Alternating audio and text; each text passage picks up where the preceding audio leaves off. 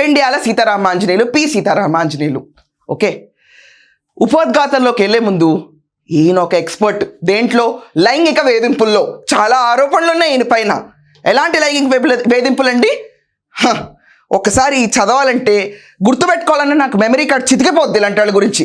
లైంగిక వేధింపులు ఎలా చేశాడు మహానుభావుడు?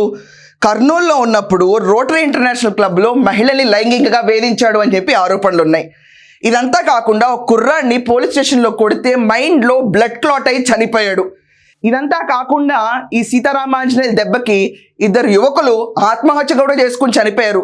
సదరు ఒక డాక్టర్ మహిళకి 50 నిమిషాలకు పైగా ఫోనులు చేసి అనరాని మాటలు అని లైంగికంగా వేధించిన గొప్ప పోలీస్ అధికారి సీతారామాంజనేయులు.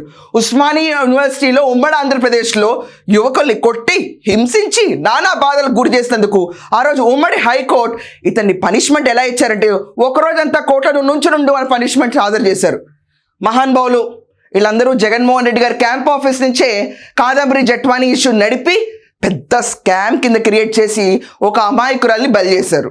ఇదంతా కాకుండా జట్వానీ కేసు లోపలికి వెళ్లే ముందు, ఏమండి ఆంజనేయులు గారు మీరు ఎందుకు యాంటిసిపేటరీ బెయిల్ తీసుకోలేదు? ఇంకా అందరూ తీసుకుంటారు కదా మీ సహచరులందరూ ఎవరైతే ఆరోపణలు ఫేస్ చేస్తున్నారో అంటే, నాకెందుకు రుచోద్దాం పదండి అది కూడా అని చెప్పిన గొప్ప మనిషి. అండ్ ఈయన అదుపులోకి తీసుకోవడానికి వెళ్ళే పోలీసులతో she's not a nice woman అని చెప్పి కాదంబరి గురించి మాట్లాడేస్తారు. అబ్బాయి వైఎస్ఆర్సీపీ టెన్యూర్లో ఉన్న జనాలు, లేకపోతే వాళ్ళ కింద ఇన్ఫ్లుయెన్స్ అయి పనిచేసిన పోలీసులు ప్రతి ఒక్కళ్ళు ఉమెన్ని she's not nice, she's not good, waste, ఇలా తిట్టాలి అలా తిట్టాలనేందుకు ప్రముఖ స్థానాలు ఇచ్చి కూర్చోబెడతారు. ఒక్క మాట ఉమెన్ పట్ల గౌరవంగా రాదా? ఒక్క మాట గురించి.